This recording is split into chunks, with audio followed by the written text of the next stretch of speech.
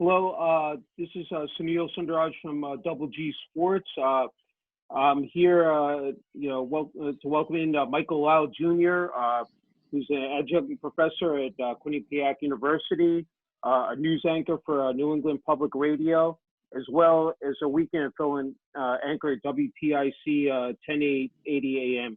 Michael, thank you so much for the opportunity, to interview. My first time, conducting a video interview after 6 years of being with Double G Sports. Congratulations, on these three roles. Just amazed at how you're able to juggle all three of them, pretty much at once. Can you just talk about that? Well, I appreciate you having me on, Sunil, and thank you for that introduction. Yeah, it's been quite the ride for me. Been in this business for 22 and a half years. I started off as a production assistant at ESPN.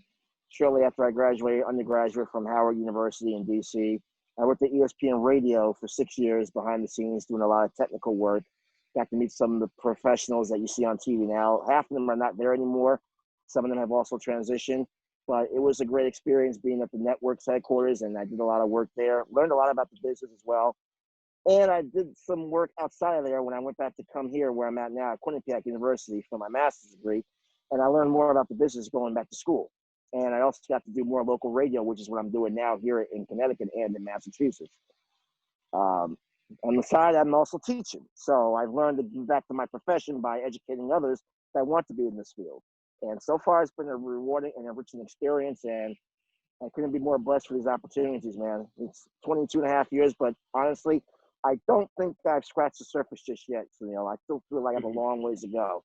Crazy to say, but true. What's most fulfilling about these jobs? Not only being a professor, but also, I said the role of being a news anchor as well, Michael. Just having the passion to do what it is that you want to do and loving your job. I mean, we're in trying times right now. Certainly the media has been scrutinized in more ways than one than I've ever imagined since I've been a professional, which makes the job a little more challenging because you got to deal with those that might feel like the facts you put out there are not necessarily facts. So it's my job to make sure that as a news anchor, I'm giving them the information that they come to on a regular basis. And it's nothing but facts. It's nothing fake. It's all information that I've combined pulled from other resources.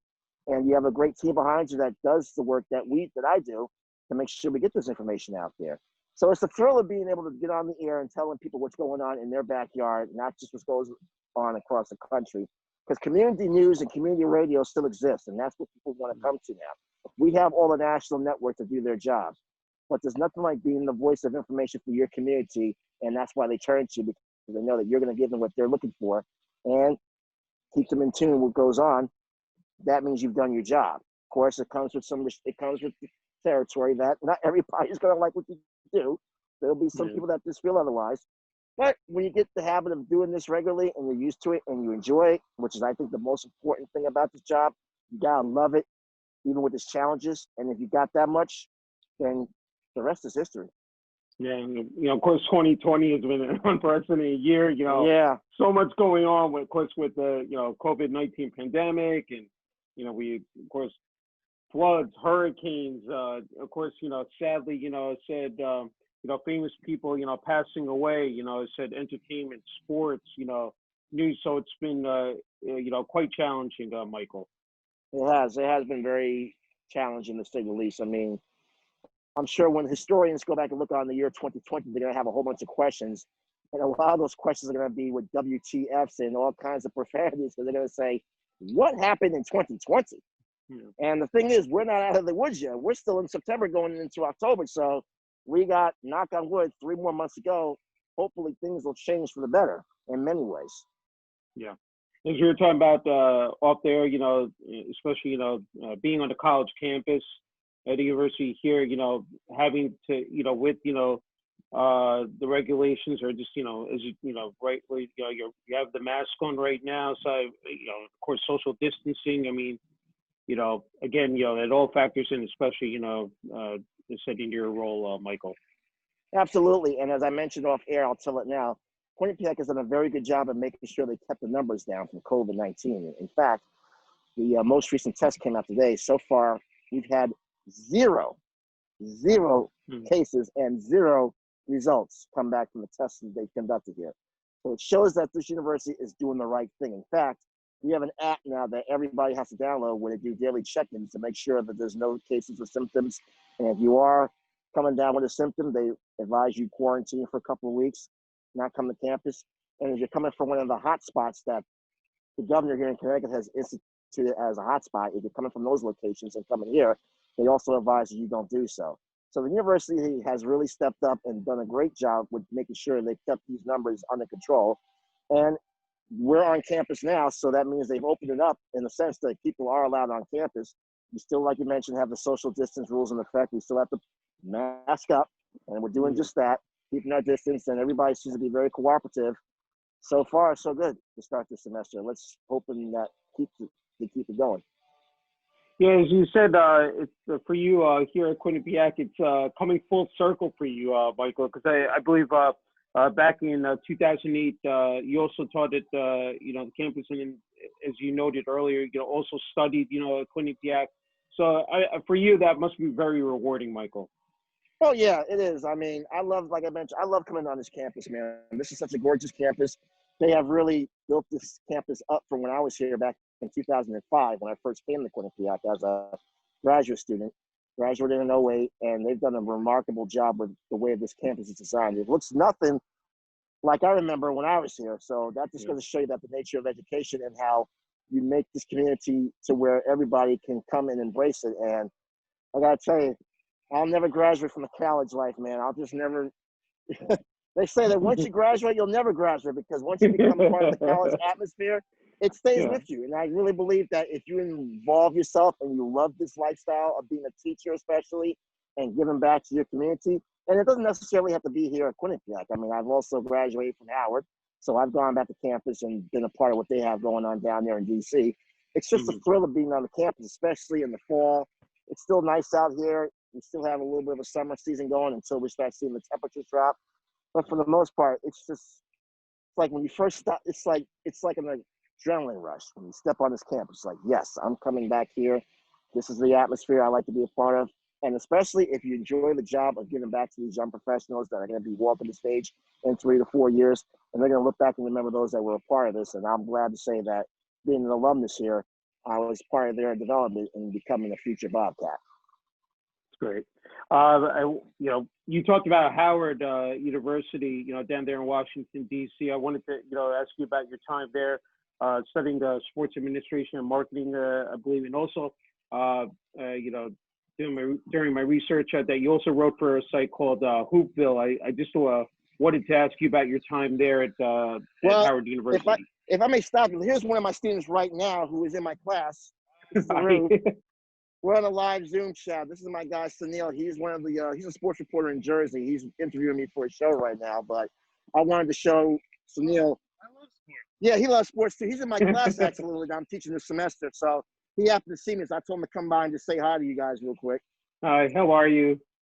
Yeah, there is one of my good students in my class that I'm teaching. He's one of my standouts. He's also a sports guy, like you just said. And I think he's going to be taking part in rugby on campus. Is that correct? Yeah. He's going to get involved with the rugby club on this campus, and maybe no, you will. He's going to be very active around here. He's in his early stages. Well, he's gonna be active. Well, you'll be a part of this, I'm sure. Listen, come your senior year, I'm sure you're going to be very active in more than just rugby around here. Oh yeah. Well, so this is Sunil. Sunil, this is Drew. This is one of my guys in my class. So he just happened to stop by. And we're just chatting. Yeah, see, we were just joking about playing basketball. I gotta get my jumper back to form. It's not that great. I think they're a fan of my sneaker game too, because they were looking at my Grand Hill. So I think they know they have a cool professor that also has a sneaker game. So so they know they're not getting some guy on campus that's like somebody that's in there like an old guy. No, somebody that's young and still has a little bit of style, if you will, in terms of his appearance. So, all right, so I'll see. No problem, man. Thanks again for your participation earlier, and I'll put the assignments on the on Blackboard later. What's the request? Am I able to leave 5 minutes early? Yes, and that's why I try to do that, because I know you guys got a distance to walk from the library. to the other side. So I can work on that. I'll post it on Blackboard as well. Yeah, that's fine. You got it. Thanks, Ruth. Yep. So there you have it, Sunil. So I was telling you about the college lifestyle. This is why I'm a part. This is why I love this lifestyle, man. It's great. Guy just happened to see me walking over. He just walked over and just jumped in. And this is what I try and teach my kids here on this campus: is that be open, be approachable. Don't be shy. Yes. I mean, I was just about to say that, Michael, that you have to be approachable. You know, and that's the thing. Just open up those doors, so now and you got be able to you pay got it forward. Now you got one of my students on this now. So now not only is it your first time, now you got to see I what know. some of my students have to talk about this campus. And so there's a proof of the pudding. Tell me about Howard University and your time there. Yes, it was a great time there, man. I enjoyed my well, here's how it started, Sunil. Actually, I got my college start at Bowie State University in '99. Okay. I transferred to Howard in the spring of 2001, and I finished up at Howard. But my time at Howard was probably some of the best years I've had down in DC. You know why I speak highly of DC, because I love the city so much. I miss it. I didn't want to leave when I graduated from Howard. I wanted to stay, but that was not obviously the case. There was other plans in the works. But Howard was great. Nothing like a campus atmosphere, especially when you're around a culture that identifies with you. And nothing like homecoming every year, too. I mean, Howard's homecoming, they talk about, is one of the best homecomings in the country in terms of Black colleges and universities as they're concerned. And I actually got back to homecoming last fall. My first time back at Howard's homecoming in 15 years. So I'm trying to do better and making sure I'm a part of the Howard culture come the fall. But unfortunately, this year, obviously with COVID, those plans have been put on hold. But there's nothing like the Howard experience, and I was really blessed to be a part of that. And you know, there's a lot of history about Howard and the alumni that have graduated from there. You're talking about one of them right now, who's actually the VP candidate for the Democratic Party, and Kamala Harris. So we're out here, full force. I want to ask you about your time as a radio broadcaster at WQUN. I think that was one of your longest stints. You were there, 13, 14 years. Served as a news anchor on the Brian Smith show daily. And then the fact also you were a studio host and radio producer for the station's coverage of Quinnipiac University men's and women's basketball, and I believe men's ice hockey. Can you just talk about that? And also that you served as a correspondent, I think, for the presidential inauguration in Washington, D.C., which I'm sure said one of your biggest accomplishments there also, Michael. That's actually one of my highlights of my career, Sunil, was being a part of that in 2009, yes. And I think I was the only local media person from Connecticut that went down to D.C. to cover that, which made it even more special. Yeah, there was nothing like being a part of history in that year when Barack Hussein Obama was elected president, and to be down there and to be on Capitol Hill and to be right there on the lawn and on the yard, on the mall, the day he was sworn in. One of the more amazing experiences I will never, ever forget, that I will cherish, because the entire country had seen a change that was long in the making, and it finally happened. Now, the reason why I was able to get down there is because being aggressive as a journalist, you got to be persistent in getting stuff done. So as it was getting closer towards election day, the numbers were starting to show that Obama was going to take over and was going to eventually win. So I was constantly making contacts with people down in D.C. at events that I went to. He went to all 11 inaugural balls in D.C. There was 11 balls across the city. He went to all 11 of them. I was actually a part of the Eastern Ball, which was held at Union Station downtown in D.C. Union Station is one of the main transit hubs for domestic travel in the city. Amtrak and a whole bunch of other places down there. So I was able to get a pass to go cover that. And I got to tell you, nothing like being a part of that. However, this is what it's like being part of politics and covering prominent folks, is that you can't just go anywhere you want to without being checked like a fine-tooth comb. Because even if you went to the bathroom, Secret Service was going to follow you no matter where you went. You got to remember, this is the president of the United States that's being sworn in, that's coming to an event now with a whole bunch of people. And you don't know who's in there, who he's got to worry about or think about that's in there. I'm harmless, but they don't know that. So that was one of my more enriching experiences of being a part of that. And I remember my nerves were running all over the place the weekend I went down there. It was just like, I couldn't believe like this was actually happening. And then eventually covering the story, it was like, yes, this is one of my highlights. And being a part of WQUN for 12 years actually was a great experience too. In fact, it allowed me to get up close with the industry that I'm in now. It allowed me to learn about the ins and outs of the business. I got to do a lot of stories. I covered a lot of events around here. I did cover Quinnipiac sports when I was here. Notable events where the men's ice hockey team went to 2 national championship games. Unfortunately, they lost both. The women's basketball program went to the Sweet 16 a few years ago. I was there to cover that. And they had another couple of NCAA tournament runs. They played UConn 2 years ago in the second round that I was a part of. So the programs here at Quinnipiac have been great. Men's basketball is starting to come around now. They've had some ups and downs over the years, but they're finally starting to turn that corner a little bit. And it was a fun time. It was unfortunate, though, that unfortunately the leadership here at Quinnipiac felt the station was not really doing much of a service, much to the dismay of the community here in the Hamden, New Haven area. So unfortunately, the station was turned off last spring. And that ended a 12-year run for me. The station was on for 21 years. So clearly it was a big loss for this community. I still walk around here and people still talk about what happened and how they're not happy.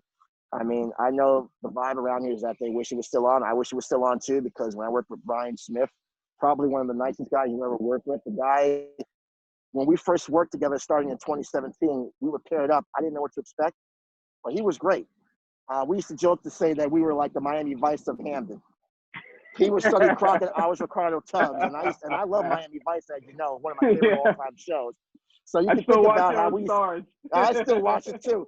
I'm still listening to Jan Hammer coming down the highway with my top down on my convertible, man. It's like he was fun to work with, though. Brian and I never had a quarrel as the 2 years we worked together. It was amazing how we were able to click, and we got along so well. I mean, he was a celebrity down here already because he had worked in the New Haven market for many, many years. He was on another station here. He worked there for 19 years, and I think his station was actually named the Station of the Year back in the early 90s. So he was a celebrity already in the market. It was just that he was coming back on the air. I was a sidekick. I was just a news anchor helping him out. So once we started to fill each other out and we got a vibe going, that's when we really clicked. We really clicked. And the community embraced it. The station embraced it. The university embraced it because we were all over the place around this campus more than ever. We got to go to events as well. I actually recently caught up with Brian a few weeks ago for lunch down here. So we had some fun times, and we still stay in touch, and I'm glad that we didn't just disappear after the station went off the air. We maintain our connections, and we're going to still do so. And it was a fun time.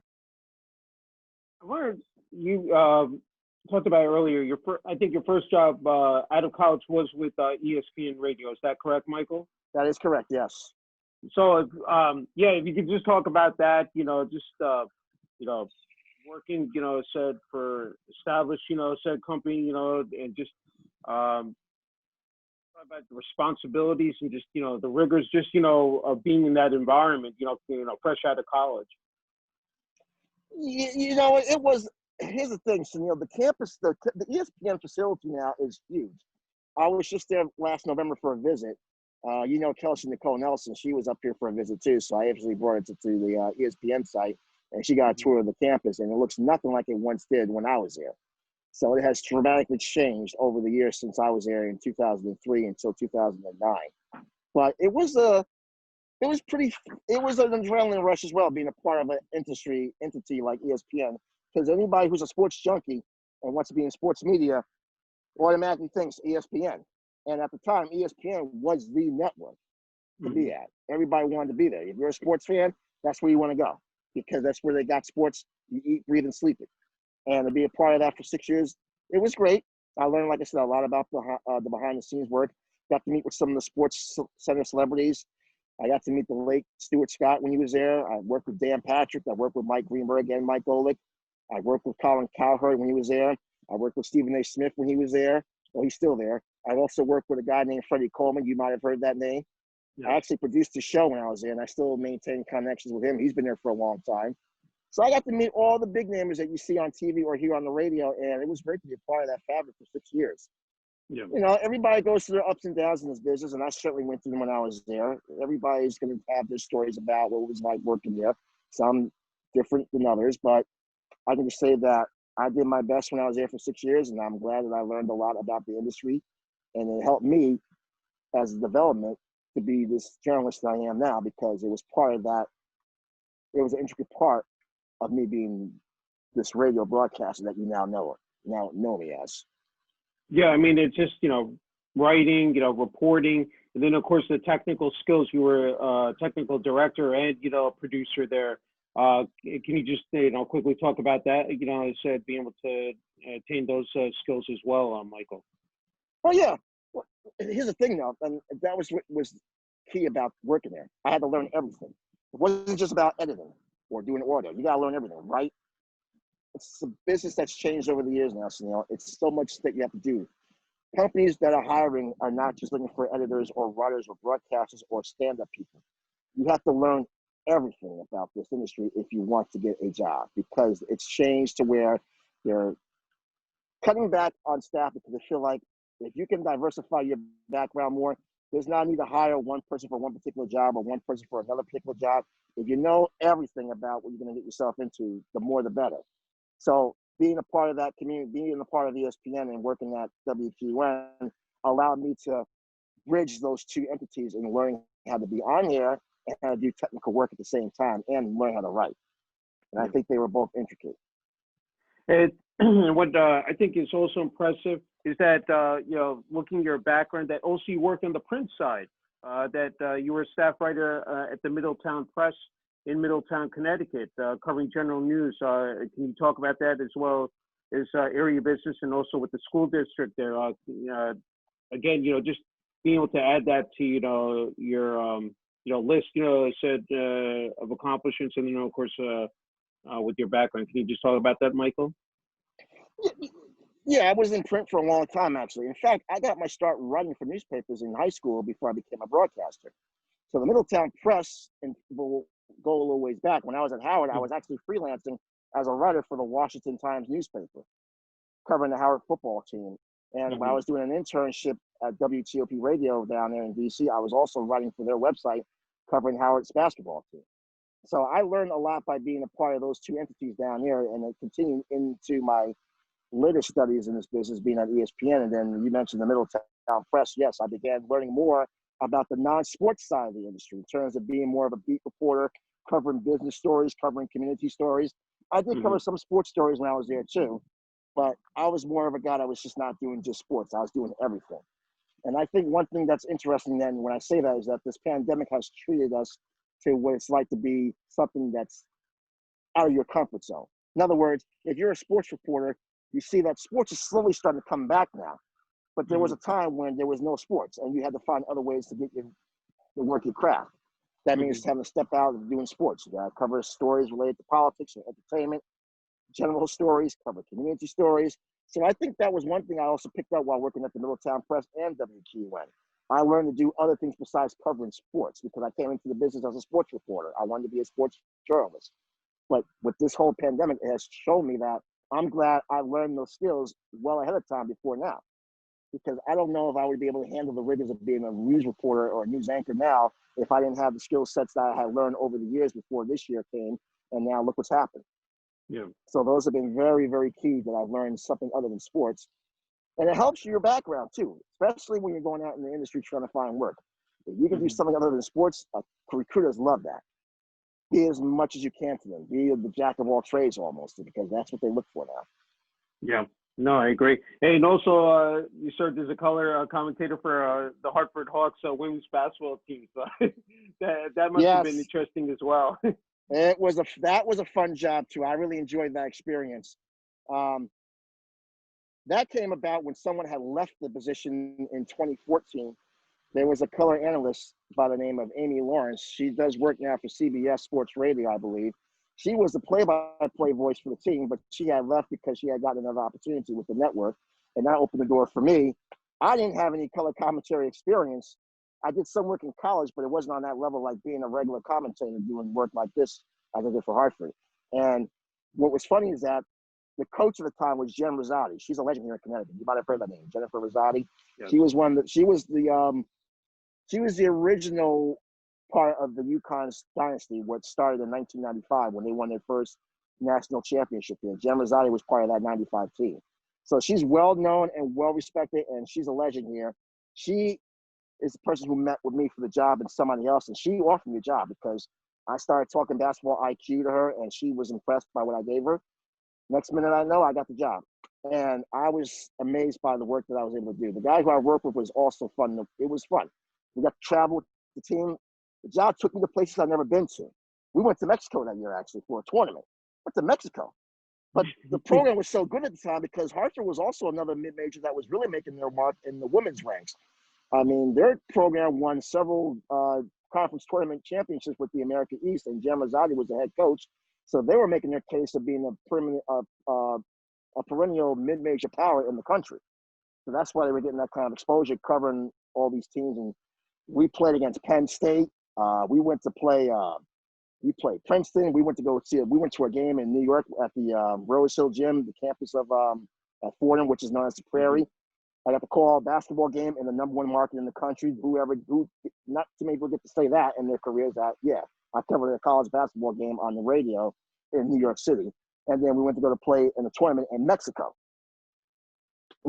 So that job was so exciting. In fact, we almost made the NCAA tournament that year because they were in the middle of a slump in February. And we went down to the tournament was held, the conference tournament was held up in Binghamton on the campus of Binghamton University because they had a neutral site for the first 2 rounds.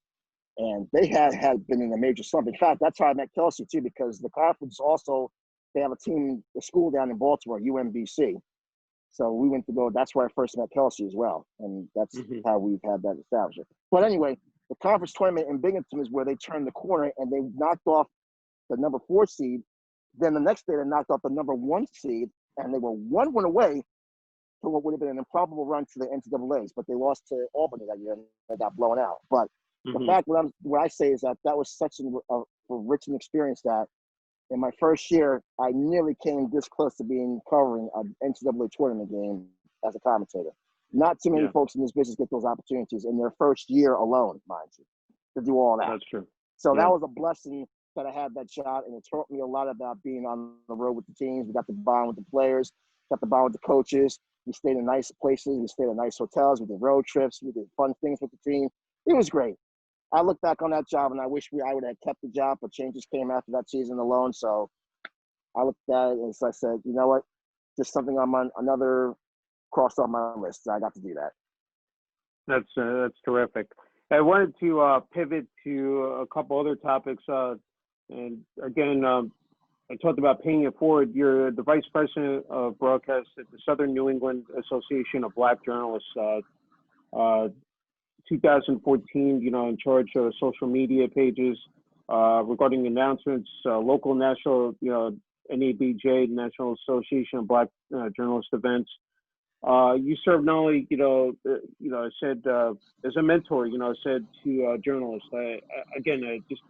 It's outstanding, Michael. Okay, can you just talk about that, organization, also with NABJ too? Yeah, I've been a member of NABJ for 16 years, and I've been the vice president of broadcast with the SNEABJ. I'm all this time still trying to say those acronyms. SNEABJ for 6 years, and it's been a rewarding experience being a part of the organization because what we're doing locally here is we're raising money for scholarships to give these students that need the opportunities to study because college, as you know, is very expensive these days. So we're trying to reach out to those that want to be in the professions that we're both in. And by raising funds, by doing special events around the regions we serve. We are a 3-state chapter. We cover Connecticut, Massachusetts, and Rhode Island. They were formed in Rhode Island, but now we cover 2 other states now. So in those 3 states, we hold events, we hold workshops, we hold functions. We had an event here twice here on the campus of Quinnipiac, and we've also raised money through events doing stuff here. And we're giving it back to the students because we want them to be a part of the fabric of being a journalist, and that's what we feel is a way of giving back. If they're willing to be journalists and studying towards that profession, if they come and take part in our events and they show us why they are willing to be a part of this community and this industry, then we'll reward them with money that will go towards their studies. So it's been great. We do it a lot. We've also planned trips around the NABJ because we've had prominent figures come to our events. We've also given scholarships towards the NABJ conventions, which are held annually, as you know. Yeah. And we also want to make sure that they're getting the most out of us. We're trying to be their resource for those that don't feel like they have a resource outside of our organization. In other words, we try to be the door they can just come to no matter what the case is. We also want to make sure that they have what they need and let them know that they're not going at this alone. There is people out here like us that support them, and we'll be there to back them no matter what. Yeah. I wanted to ask you also, which is a great networking tool, especially for journalists. You're also a journalist of the National Press Club, approved as a journalist member November 2019. And then you're doing your research today, brother. I like that. Exactly. 4-time recipient of the Connecticut AP Broadcasters Association Award and 2-time recipient Connecticut Society of Professional Journalists Award. Can you talk about personally what those accolades mean to you, Michael? It just speaks to the level of the work that I do for a living and why I'm proud to be doing this work, man. It just shows that you're great. It shows that you are among the best that do this profession. And even though, as I mentioned earlier, that people tend to scrutinize our line of work these days because people just hear things that they just don't want to disbelieve that it is true, it still makes me get up and just do my job anyway, because people do want to turn to media for information. And being that source and these accolades proves that you have a skill that people embrace and that they turn to you for that very reason, because they know you're going to give them the reliable information, be a source of information, give them what they crave, and be upfront and 100% accurate with it. The accolades are great. I cherish them. I never ever not look past them. It just speaks to the fact that you are among the elite in this industry. And very few can say, I mean, people get in this business and they work maybe 20, 30 years and may not even get a chance to even accept an award of that nature. To win 4 of them, 1 was great. But then to win 3 more plus 2 on top of that, yeah, it's great. I'm happy that but again, as I mentioned, I still feel like after all these years, I still feel like there's a lot more to accomplish. Like I'm still trying to make my mark even after all this time, to be honest with you. I'm not there yet. It's growing. I'm pleased with it. The accolades speak volumes. I'm excited about it. I'm glad that I can represent the community, especially a Black man in this profession that can actually show that he knows his stuff and does the best work possible and gets the reward for that. That makes me feel like there's a bigger purpose for me to be in this position. I have to be a beacon of hope for those that want to be in this position. You know what I'm saying? I got to continue to hold the ground. What to say? Hold down the fort for those that want to be here. So I take this job very, very seriously.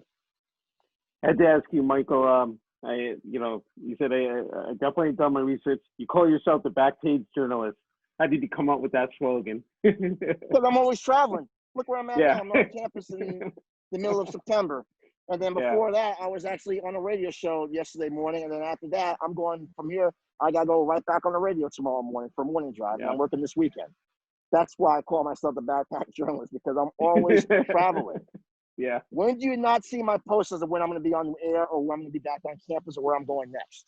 I know. I'm always on the road. That's why I got to keep my car in good condition, because I'm always traveling. How's the commute? Right. How's the commute from, because you live in Windsor, so I had to ask you about that. Yeah, the thing about coming away from Windsor, man, it's a 40-minute ride down here to Hamden. Yeah. Because I'm coming from the northern part of Connecticut down to the southern part, which is right here around New Haven County. So I'm coming from all the way down there. It's a nice little ride. It's a great ride, especially on a day like today where it's picture perfect, nice and warm, not too hot, not too cool. It's perfect weather to be traveling and just to feel the breeze. It's a 40-minute ride for this job, coming to campus. Going to Springfield, where I work, is a mere 20-minute ride.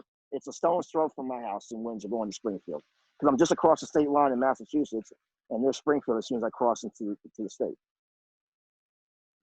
That's by far my shortest commute is going to Springfield.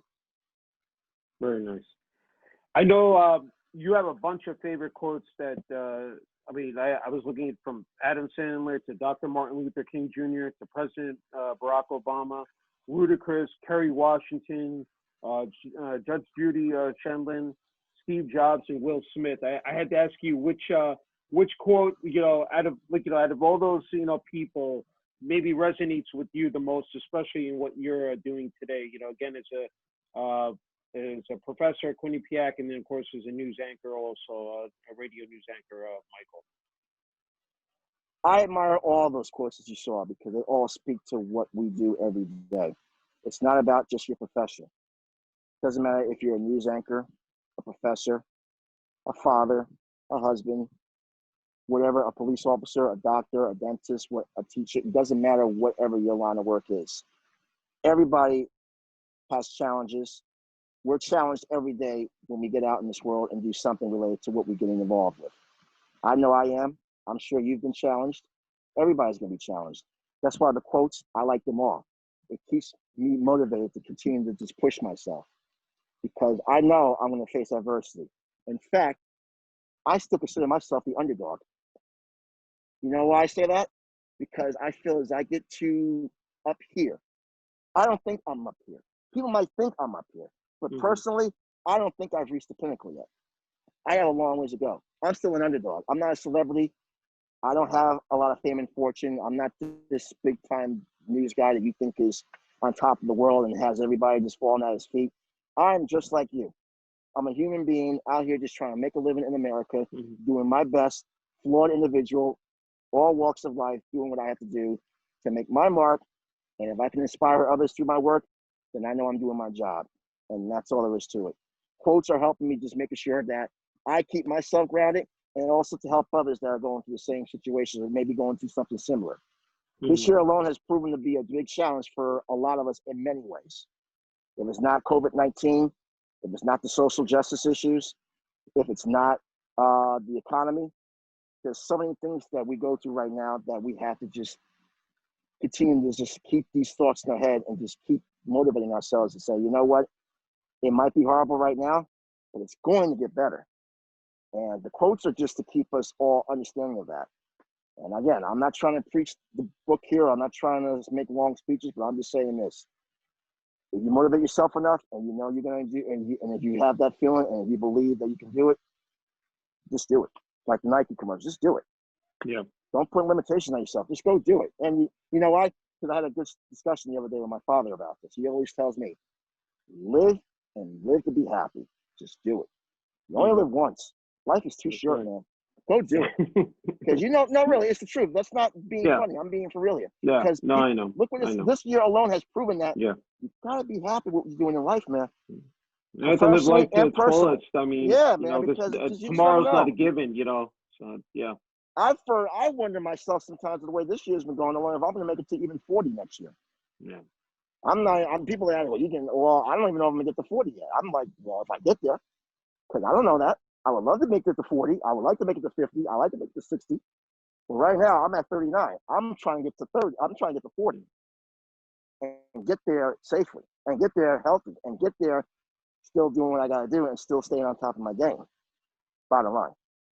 That's true. Well said. Yeah. I mean, especially after, Kobe, it just like, that it shook me to my core. I mean, it just, Kobe, Chadwick Boseman. It's just Chadwick Boseman, yes. List of people. Yeah, there are. I mean, you can go on, but Kobe it just started with Kobe and then hurt. Yeah. Yeah.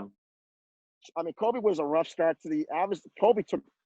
We still can't believe about Kobe, but then Chadwick Boseman really, that was a kick to the groin area. That really hurt. No, it did. It did. But what was the thing with Chadwick though? Yeah. He kept doing his thing even when he was, how sick he was. Yeah. He was committed. And undergoing all those surgeries. No one. I mean, keeping that such so private. I mean. Yeah. Just remarkable. That's how he didn't want to bury, and I understand how he felt. He didn't want to burden people with his personal problems because he wanted to make sure he made everyone else happy by his work. That's a testament to that man's character. I'm sure a lot of us feel that way when it comes to our person. We don't want to burden you. We just want to make sure you be happy with what you're doing or what you want to be happy with. That's all. Give him back. I just have a couple more. I can't thank you enough, Michael, for your time. Today, speaking with me. It's just been a true honor and privilege. I had to ask you about your family. I believe we talked about that. Born in Jersey City, is that correct? That is correct, sir. If you can just talk about your parents, if you have any siblings, and just again. I'm the only child. Oh I'm wow, the only right child, here. brother. Oh, don't start. Don't start. I'm the Something we only have in child, common, buddy. right? Oh boy, don't start with that nonsense. I'm the only child. And no, I was born and raised in New Jersey, so I'm going to always have a Jersey connection no matter where I go in this world. I was born in Jersey City, spent most of my teen and young adulthood in Central Jersey. Sayreville, Parlin for my middle school years, and then the rest of my teen years were spent in Old Bridge, where my parents live right now. So we moved to Old Bridge in the fall of 1996, and we've been there. Well, they've been there ever since. I grew up there, of course, and I left for college after I graduated from high school, but they still live there. And it's been a while since I've seen my parents. I'm trying to get back down there at some point and get away from this whole COVID quarantine nonsense to get down there. I'm only 3-4 hours away, but I haven't seen them since March. So Wow, fortunately we got that's all this tough. technology where we can interact on Zoom and FaceTime and all that, but Yeah. nothing beats the real thing in person, and up close and in person. Now you, I just looking at your back with the high schools. You went to two different high schools. Is that correct, Michael? I was just wondering about that. Oh no, I went to one high school. Well, I thought, or it was it Cardinal McCarrick or it was Well, it was the same school, but they changed names over the years. In fact, it was called St. Mary Regional High School. The problem was the school. You still there? Yeah. So it was called St. Mary Regional High School when I was there in 1995 and when I graduated. Then it underwent a name change to Cardinal McCarrick. But about 5-6 years ago, the school closed down because they had a financial issue. They were going through financial times, rough times. So my high school that I graduated from felt like a piece of my childhood now is gone because the school is no longer there. I know you had mentioned that you started writing in high school. Is that really where it took shape for you, Michael, as far as having interest, in sports or news writing? I'm just wondering about that. Yes, it did. I started writing for my high school newspaper. I was the editor in chief the second year, and that's when I really got my taste of what it was like to be a sports reporter. And good experience. It was great practice. It Yeah. got me to understand what it was like to be a writer and a journalist, Hmm. and that carried right into high school. I mean, into Yeah. college rather. So Yeah. I look back on my days of being the writer for the school paper. I think I was doing more of the writing though because maybe I had a staff of 5 people. So I was doing editor work. I was also doing writer work. I was doing a little bit of everything at the time, but it was fun. I learned and it taught me how to be multifunctional. Yeah. So editor, writer, proofreader, you name it. Yeah. That's great. My final question to you, Michael, and you probably answered this before, what your message is to younger journalists or someone who's trying to, break into the field. And, what would your advice be, especially, I mean, these times again are just living in a different time here, especially with this pandemic, but just, what your message would be to, younger people. Stay focused, stay vigilant, stay cognizant, and be open-minded about what's going on in the world, because unfortunately we're living in times where too many people are going about opinions where, and I'm even discussing this in my class and I'm teaching, too many of us are using the mindsets of others to be their influence to what goes on in the world, and that's not right. That's not the way to think. We're all entitled to have our different views about things, but what I say to them is be open-minded about what really is going on. Think, analyze, just take a step back, think about why this is happening, realize it. These are going to be the future leaders of the world. We need to be more open-minded about things that are important to us as humans and as not just as Black people or Caucasians or whatever the case may be. So I tell everybody to stay focused and also keep people around you that will support what you do. I think I've ever said that enough, is that you gotta make sure you're around like-minded folks that want to see you win, that will push you, accelerate you, motivate you, constantly getting you. Too many of us are around people that don't want to see us get to the top of our careers or just don't care. So I say that to make the emphasis that be around those that want to see you in the same position as they're working towards. It's rough. I can count on one hand right now how many people I can call friends. I don't have that many. I'm not afraid to say that. But guess what, though? I know who I can weed out from those who are sincere versus those that are what they call associates. Associates are those that just don't really, they're just there just to be there. They're not going to be like, hey, let's go out for a drink, or let's go out to go do something, let's go do something fun, or let's go hang out and do something. Those are called friends. Hey, I saw it happen the other day. We got to do better. Hey, what's going on with you? Oh, we got to fix that. Hey, don't do that.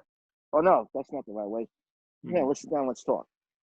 Those are the like-minded folks you need to be around that are going to help you through these trying times, especially because right now, more than ever, Sunil, people are really finding themselves down because we are in an unprecedented time that we had never envisioned. Quarantine life has really gotten us thinking about life. It's also made us appreciate life more too, because we've taken the little things for granted over the years. But now I think this experience is going to tell us how to do things differently. Hopefully, not saying that we're going to change the world in one fell swoop, but perhaps by what we've seen already is going to make us more cognizant of what we should be thinking about once we do get out of this pandemic and out of these turbulent times. So those are my messages to this younger generation. Stay focused, stay sharp, stay vigilant, open-minded, and continue to work hard. Be the change that you want to see in this world. Yeah, you definitely have to have your priorities and, a game plan, set up. I mean, I think if you have that, especially, on a daily basis, I think, it definitely helps you out in the long run. Forgive me, I forgot to ask you about diversity, especially in the, in journalism. I'm sure it's definitely been a hot button topic. I had to ask you about that. And of course, we talked about it, this year, of course, with the social injustice and, it's almost like a perfect storm that's come together. But can you talk about just, that quickly, Michael? Yes, and that is one of the things that we've tried to address here on our campus in Hamden is the diversity issue. I was at an event the other night here for our first year seminar that I'm also a part of with the freshman class. And I think I only saw maybe one other person that looked like me as part of the first year seminar group. And I think you can count almost on one hand. I could be wrong, but this is what I last checked and what I saw. On one hand, how many folks of faculty on this campus look like me or look like you. Yeah. That is what we're trying to fix around here. We have a new dean in our School of Communications who's been spearheaded that process. He told me the other night that there's an opening for a broadcast journalism professor here. He told me personally he wants to recruit people from the NABJ to apply for that job because he understands the need for diversity on this campus. And it's not just Quinnipiac, it's on other campuses across the state that he wants the landscape that he wants to see more diverse. We got to see more diversity. We could talk about this till we're blue in the face. Diversity in the media, diversity in any other profession. We know media is a big issue right now with diversity, especially when there's not that many people that look like you and me doing this line of work. Yeah. And I could be wrong, but I think I am the only Black radio news anchor in the state of Connecticut. The entire state of Connecticut. 2020. I am the only one. You would think that in 2020 we would see differently, but unfortunately, Sunil, that's why we are having these conversations because we are still tirelessly trying to put the work in to get them to change their mindset about why we need diversity. Yeah. It's a long, drawn-out process. We're going to be talking about this probably for another 10, 15 years, I hate to say. Yeah. But we got to be committed to wanting to make these changes. So if it starts with me and starts with you, then that's why we got to keep pressing on because eventually something will happen. The only hope is for the better. You just got to just keep grinding it out until something happens. And then hopefully you'll see that it will have influenced others to do the same. Well said. Hey, again, I can't thank you enough, Michael. It's just, again, it's been a true honor and privilege. I'm wishing you continued success, I said with being a professor and also, I said as a radio and news anchor, and thank you again. Sunil, it was a pleasure. Thank you for having me on. I know you're doing great things down here in Jersey too, so please keep up the great work, keep up the grind. I've seen your stuff. Keep cranking them out, my man. And keep pushing Thank you so much. Keep pushing that work so that we can start seeing more faces like you doing this stuff on TV too. Appreciate it. Thank you so much, Michael. You got it, buddy. Take care of yourself. Take care. You too.